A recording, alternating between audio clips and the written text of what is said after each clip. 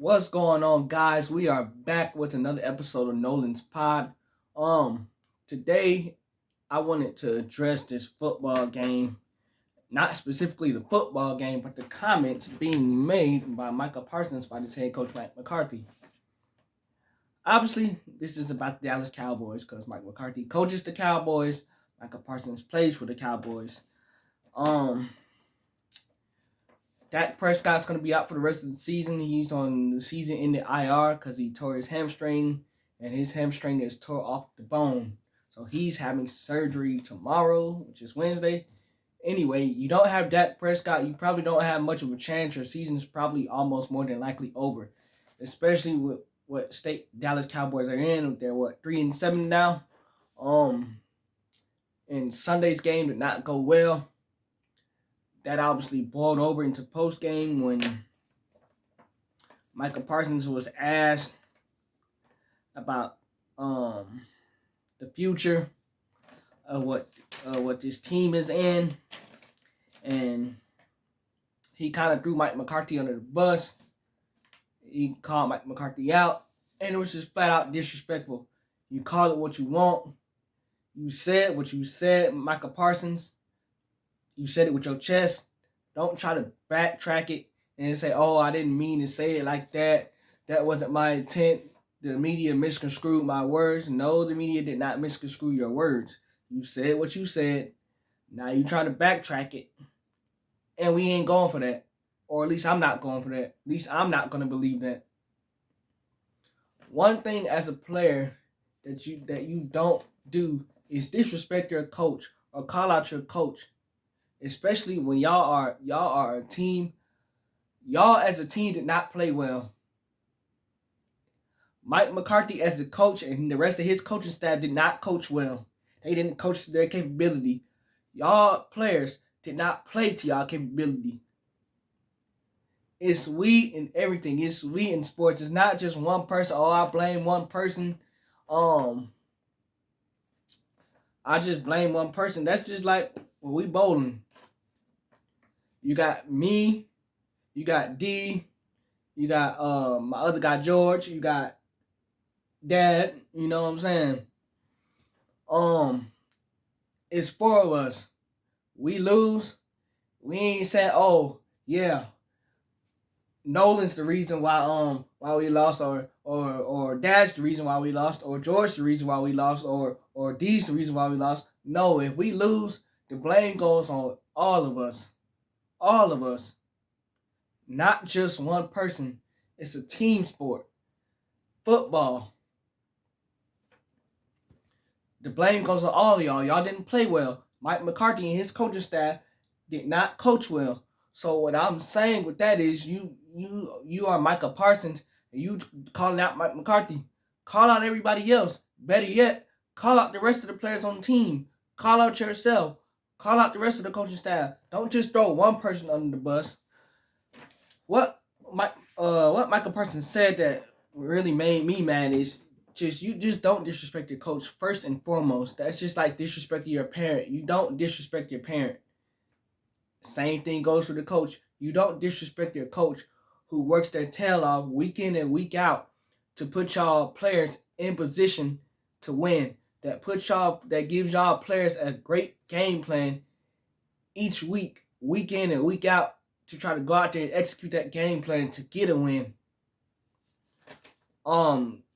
Quoted, Michael Parsons just said that he's not as worried about Mike McCarthy's future as much as he is worried about the future of Zach Martin, who's the guard on the offensive line for the Dallas Cowboys. Michael Parsons also said, and other players who only have so many games left. So Michael Parsons said he's not as worried about Mike McCarthy's future as he is as Zach Martin or anybody else on that Dallas Cowboys team that might only have so many games left to play in their careers or with the Dallas Cowboys. Michael Parsons also said, and he quoted, "Mike can leave and go wherever he wants. Guys I kind of feel bad for are guys like Zach Martin and guys who might be on their last year or on their way out, because that's who I wanted to hold the trophy for. You want to win games and do great things with those types with those types of players who put in more time and work than Mike McCarthy ever did. Those are the kind of guys that I have so much sympathy and hurt for. And then Micah Parsons was asked, does he think Mike McCarthy will be the coach of the Dallas Cowboys next year? Micah Parsons says, that's above my pay grade. I get what you are saying, Micah Parsons. You want to hold up the trophy at the end of the year for guys like Zach Martin or guys who are on their way out. I get that. But to say Mike can leave and go wherever he wants. Guys, I kind of feel bad for guys who are like Zach Martin and guys who might be on their last year or on their way out. Mike can leave and go wherever he wants. Okay, that's cool that you say that. Mike can leave and go wherever he wants. You can interpret that and take it any way you want to. But how the way I take that, it's like, oh yeah, Mike, you can get the heck on up out of here because you're gonna get fired anyway, and you can leave and go wherever you want. Go wherever you want. Just don't come back to this franchise, whatever. Okay. First of all, you could have somebody like Deion Sanders. You could have somebody like Bill Belichick. You could have somebody like Mike Tomlin. You could have somebody even like Rex Ryan. Those are four coaches that I named that when they walk into the room, they demand respect.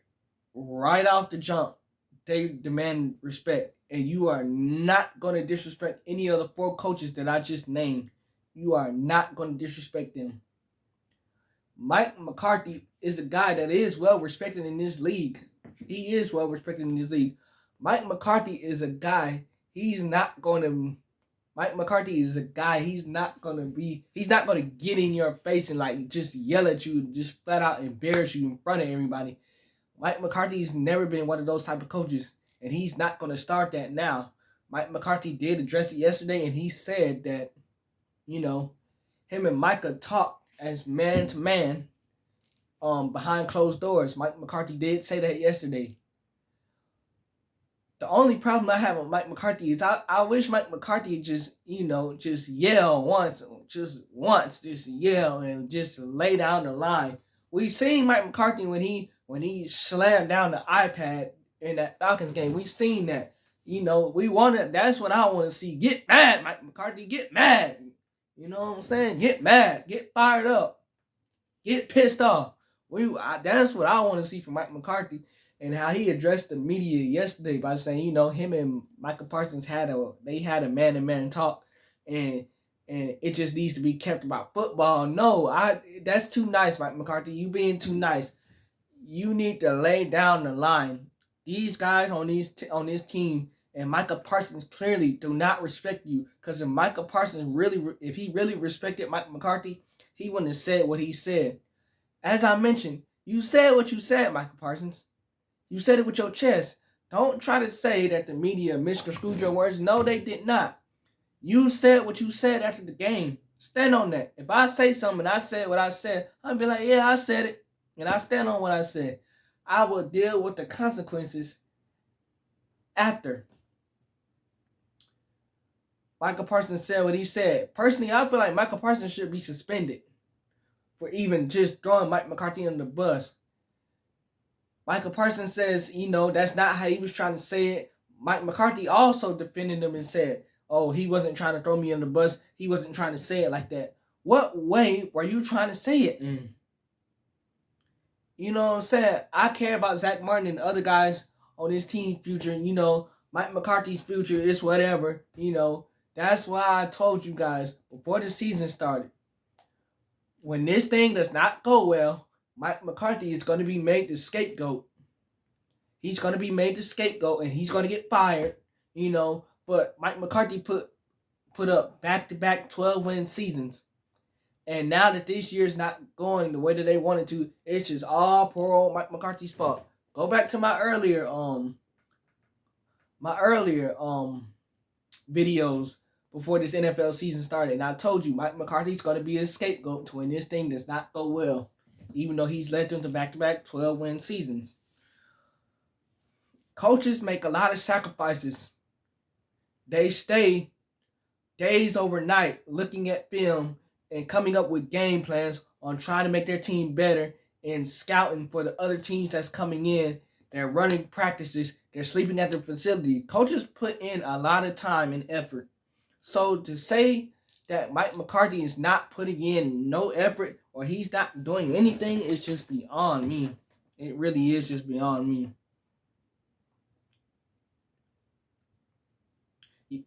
Michael Parsons quoted, "You want to win games and do great things with those type of legends who put in more time and work than Mike McCarthy ever did." And you telling me that the media misconstrued that statement? What I just read to you guys is what you said. You telling me that the media misconstrued that statement? Seriously? What?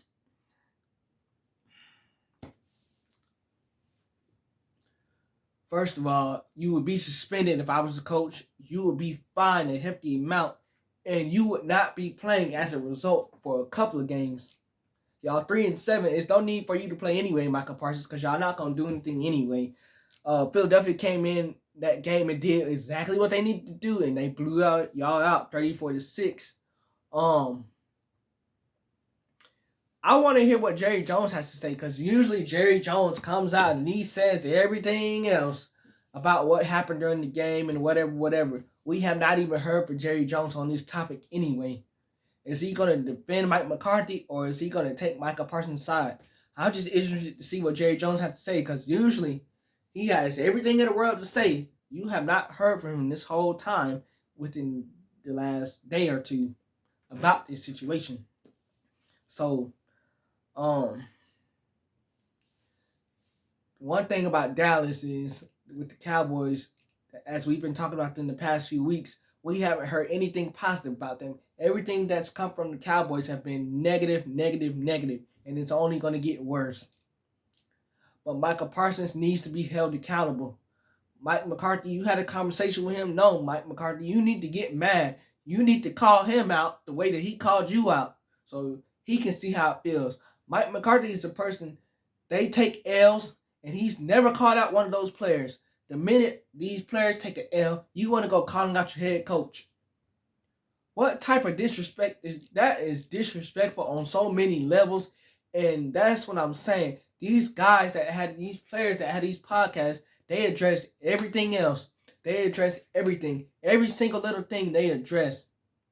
So that's why Micah Parsons came out and said what he said, because he feels like that, oh, I do a podcast and I do all this. I can address this topic. I can say what I want to say. I can throw my coach in the bus. I can do that. Because I'm kind of part of the media too with my podcast. So I can throw my head coach under the bus. And it does not work that way. You can't do that. You cannot do that, especially as great as Micah Parsons is as a player, and he's one of the leaders of the team. You can't do that. You have to set the right example, because you're going to have all these other players on the team thinking, oh yeah, the next time we lose, I'm going to call out Mike McCarthy too. I'm going to throw Mike McCarthy under the bus too the next time we lose, because Micah Parsons did it, so it's okay for us to do it. You have to set a better example and be careful with what you say. The media did not bait you into anything that you did not want to say, Micah Parsons. You said what you said. Stand on it. The other thing that I want to address real quick, the Falcons lost 17-20 against New Orleans, the Saints. We know that. The Falcons did not play well. Yes, Younghoe Koo missed 3 field goals. Can we pump the brakes on getting on Younghoe Koo? Younghoe Koo is the best kicker in the game. He had a bad game. He had a bad game. It happens. It happens. He had a bad game. He feels horrible about it. He said he feels horrible about it, and he will be better. He missed 3 field goals. One was blocked. He had a bad game. He had a bad game. But it's no I in sports. It's we, as I mentioned earlier. Younghoe Koo had a bad game, and we also had a bad game. We didn't play well anyway. Yeah, the 3 field goal points would have made difference. That's 9 points left off the board. Yes, that makes a difference, but we as a team, as the Falcons, we did not play well anyway. We didn't deserve to win that game anyway because we didn't play well anyway.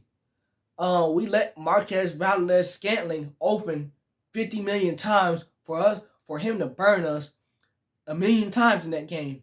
Our secondary sucked in that game. I don't know how you just continuously leave Marquez Valdez-Scantling open, and it's just like we took advantage of the situation. Like, oh, Marquez Valdez-Scantling, MVS for short. He's old. He can't do nothing against us. He's old. He don't have nothing left. He killed us. He's on a new team. He's got something to prove, and we just continuously left him open, and that's why we lost the game.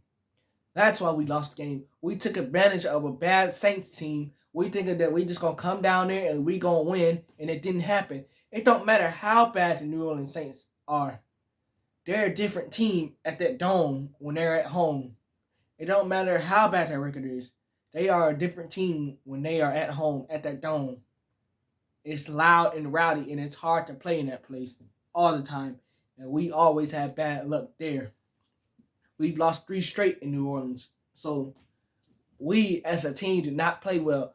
No, Young Wei Koo did not help the situation. He had a bad game. But it's we. We didn't play well. Not no I didn't play well. It's we didn't play well. It's a team sport. Moving away from football, the NBA in-season tournament starts tonight.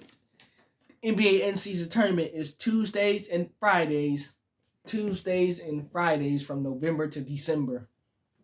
And it starts tonight. Obviously, the top 8 teams advance into the bracket to see who will be the final 8, who will be the final 4, and who will be the final 2 standing. Last year, the final 2 was Indiana and the Lakers. And the Lakers won the in-season tournament. And I feel like everybody and their mama hated on the Lakers because they won the in-season tournament. And everybody's like, oh, it wasn't about anything. You know, it was just a little stupid in-season tournament. The Lakers got lucky. But if it's any other team in the world, like, say, like the Hawks or like Sacramento or somebody, or Washington or Toronto or somebody, teams that's mediocre, we'd be like, oh, yeah, congratulations to them. They deserve that. This is what the in-season tournament's for the teams that are bad, that don't have a chance to get to the championship. This season's tournament, oh, yeah, they won it. This is what it's for. But the Lakers winning it, it's like everybody in the world hate it because it's like, oh, it was easy. It's just a little stupid in-season tournament. Half these teams didn't try anyway and blah, blah, blah, you know. But the tournament starts tonight. One thing that I liked about the tournament last year, I didn't like it at first. I was like, it's stupid, it's dumb, this is not going to work.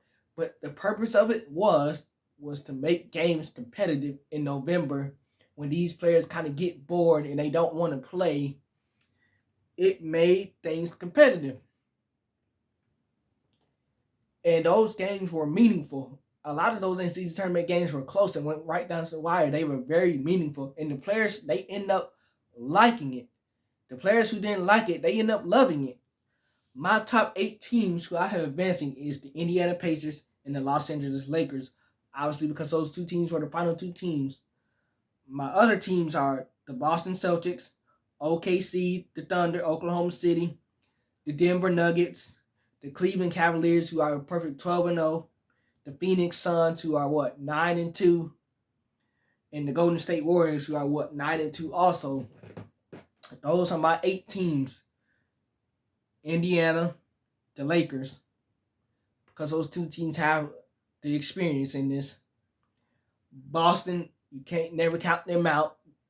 They're going to want to get one too. OKC, SGA and them, those guys, they're rolling. The Denver Nuggets have something that they need to prove. The Cleveland Cavaliers have started the season off perfect, 12-0. The Phoenix Suns and Coach Bud, he has those guys rolling. They're playing defense. They're smooth on offense, moving the ball. KD's, even though he's out 2 weeks, Phoenix is going to be just fine. They're going to be just fine. And the Golden State Warriors, who have surprised a lot of people, they kind of turned back the clocks, if you will say. Those are my 8 teams. Joel Embiid comes back tonight against the New York Knicks. That's going to be a great in-season tournament game. Klay Thompson returns to the Bay Area to face his old team, the Warriors. That's going to be a great in-season tournament game. NBA couldn't have scripted it more. They couldn't have did more better than what they did picking out these in-season tournament games as they've done this year. Who I have winning the in-season tournament, I got the Boston Celtics winning this in-season tournament.